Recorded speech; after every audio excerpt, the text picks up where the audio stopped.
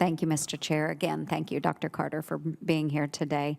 As a military, we have moved a very long ways away from using the old compass and map.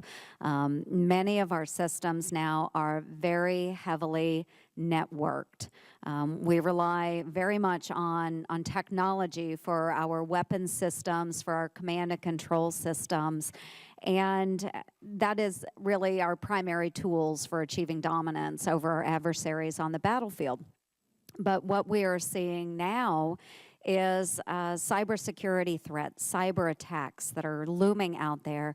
And a number of countries out there, including Russia, China, North Korea, probably many others, have very sophisticated means of attacking networks.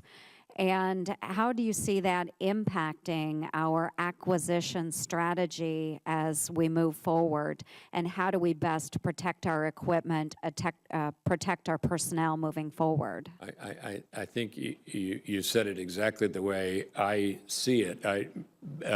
You understand, but perhaps others around the country don't understand that not only is our civilian infrastructure susceptible to cyber attack, but we have to be concerned about our military infrastructure, because exactly as you say, there's no point in having planes and ships and armored vehicles in today's world if the network is itself vulnerable.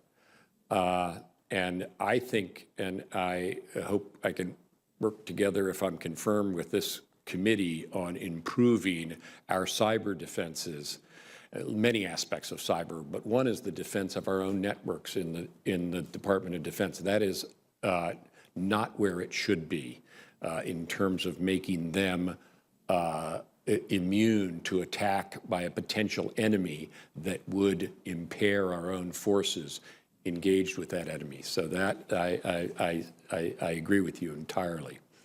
Yes, thank you. It's we rely on networking so very much, from the simple ordering of a part for a Humvee to targeting, enemy on the battlefield. So it goes from every level, from your squad level all the way up through the ranks.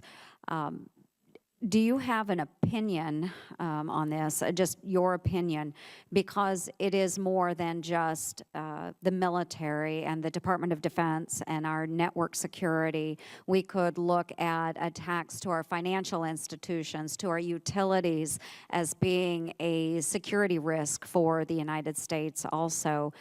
Do you have an opinion on where the federal government should be in regards to protecting our national security interests versus the privacy of individuals out there that might be using the network? I do. I have some understanding of that issue, and I would say that the federal government does have a role in protecting the country from cyber attack in the same way that it has a role in protecting the country from other kinds of attack. And I think it can do a lot more to exercise that responsibility without causing concerns over invasions of people's privacy and so forth. So, for example, the government can share information and knowledge it has collected about threats to private networks with those private parties, provided the proper legal safeguards are provided, which have less to do with privacy than they do with things like antitrust and other aspects that are important.